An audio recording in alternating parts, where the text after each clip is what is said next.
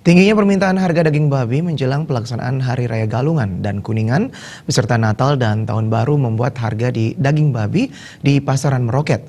Berdasarkan pantauan tim liputan Bali TV, di Pasar X Tiara Grosir Denpasar, harga daging babi berada di kisaran 65 sampai 70 ribu rupiah per kilogram.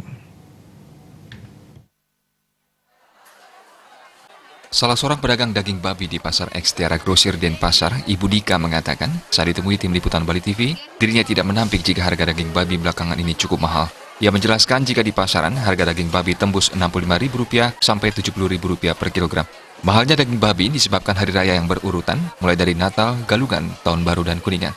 6570.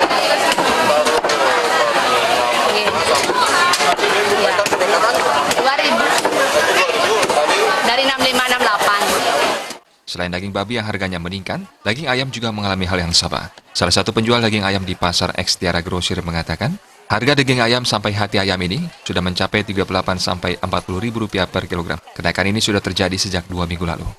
Ayam wolnya 38. Peningkatan? Nih, 38 sampai 40. Ya. Berapa? Dari berapa nih? Kemarin 38 juga. Sekarang 40. Sekarang 40. 38 sampai 40. Meskipun harga daging mahal, pembeli tidak terlalu mempermasalahkannya dan tetap membeli daging untuk hari raya. Joka dan Ngurahwira.